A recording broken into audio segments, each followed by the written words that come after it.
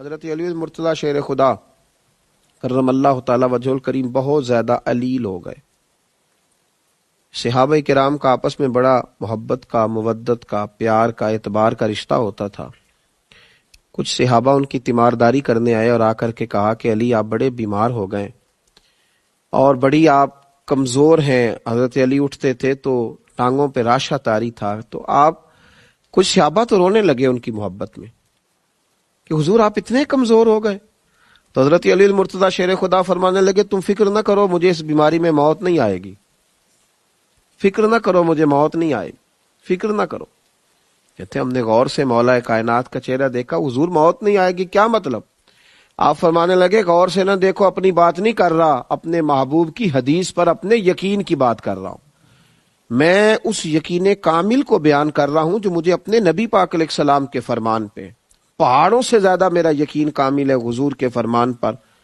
کہا حضور کیا مطلب؟ تو حضرت علی کہنے لگا میں ایک دفعہ اسی طرح بیمار ہوا تھا، اللہ کے محبوب علیہ السلام نے کرم نوازی کی اور حضور میری تیمارداری کو آئے تھے.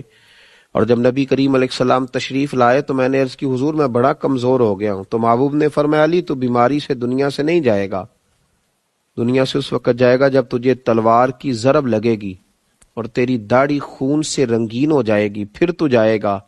تو حضرت علی المرتضیٰ فرمانے لگے اس لیے میں دنیا سے نہیں جاؤں گا، میں شیر ہوں تو میدان میں ہی جان دوں گا، اور میری داڑھی سرخ ہوگی تو پھر جاؤں گا. یہ حضور کے فرمان پر میرا یقین ہے. تو حضرت سراقہ بن مالک رضی اللہ تعالیٰ عنہ، جن کو حضور نے ہجرت کی رات کہا تھا کہ کسرا کے بادشاہ کے کنگن بڑے معروف ہیں اور ایک وقت آئے گا کہ میرے غلام اس علاقے کو فتح کریں گے تو وہ کنگن تیرے ہاتھوں میں آئیں گے.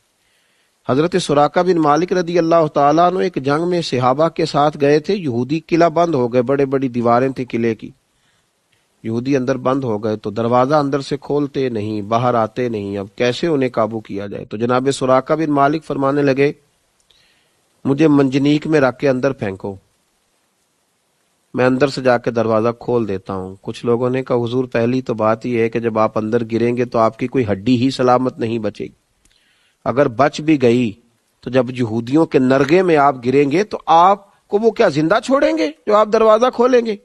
تو جناب سراقہ بن مالک کی آنکھوں میں چمک، چھڑی کے سہارے کھڑے ہو گئے، فرمانے لگے تم مجھے پھینکو، مجھے موت نہیں آئے گی، میں تمہیں دروازہ کھول کے بتاؤں گا. اگر ہو یقین کامل تو کٹ جاتی ہیں زنجیریں، اگر ہو ذوق جنوں پیدا تو کٹ جاتی ہیں زنجیریں. فرمایا پھینکو مجھے، میں تمہیں دروازہ کھول کر کے دکھاؤں گا. میرے عزیزو، پھینکا گیا حضرت سراقہ بن مالک کو منجنیق میں رکھ کے.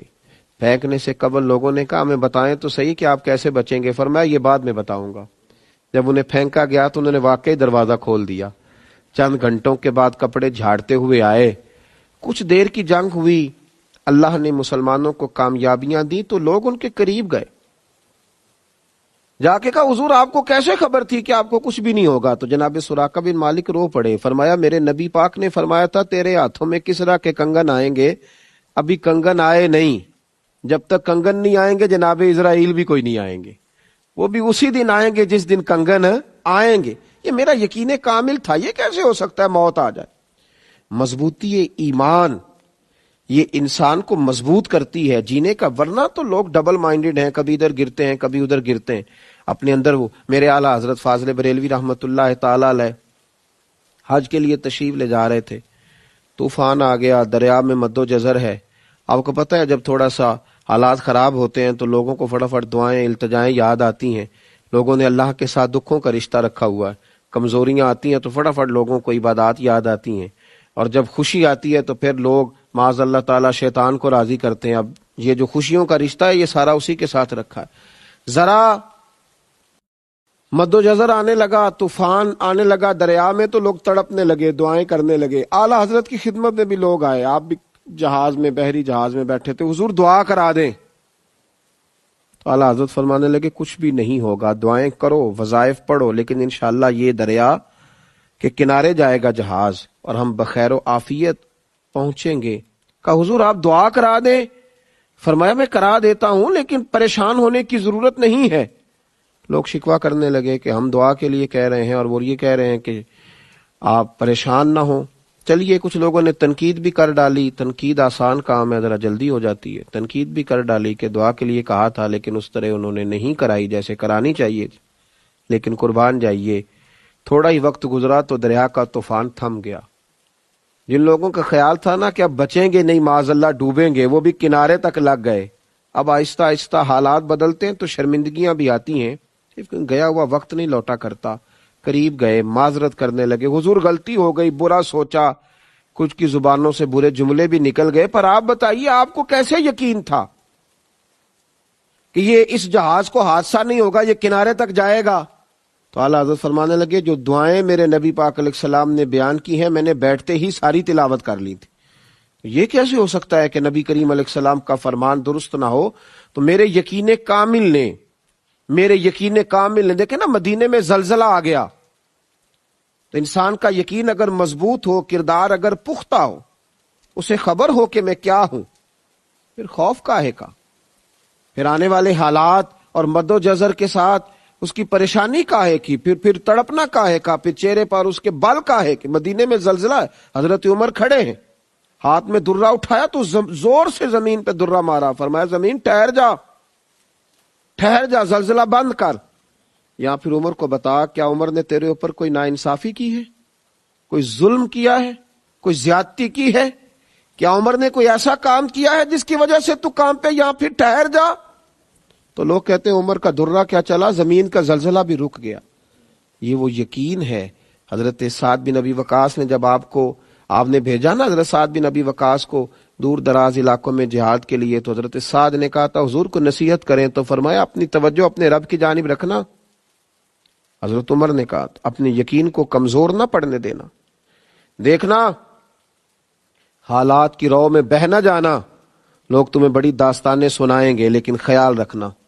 تو حضرت سعد بن ابی وقاص رضی اللہ تعالیٰ انہوں نے بھی اس کا پورا ہی خیال رکھا، پورا ہی لحاظ فرمایا، پوری ہی توجہ کی۔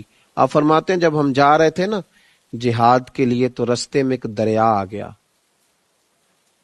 حضرت سعد بن ابی وقاص کمان کر رہے ہیں، بھیجنے والے سیدنا فاروق اعظم ہیں رضی اللہ تعالیٰ، فرماتے رستے میں دریا آ گیا۔ اب صحابہ کہنے لگے سعد اب کیا کریں گے؟ فرمایا اب کیا کرنا ہے، اپنے رب پہ یقین کامل ہے، اس سے التجائیں کریں گے۔ تو حضرت سعد رضی اللہ تعالیٰ انہوں نے امت کو یقین کا حوصلہ دیا۔ ہم روحانی لوگ ہیں، ہمارے پیچھے روحانی قوتیں ہوتی ہیں، ہمارا رب ہماری مدد فرماتا ہے۔ کئی دفعہ ہم سمجھتے ہیں کہ اب ہم جال میں پوری طرح الجھ گئے، لیکن آنکھ کھلتی ہے تو رب کریم ایسی آزادی عطا فرماتا ہے جس کا کبھی سوچا بھی نہیں ہوتا۔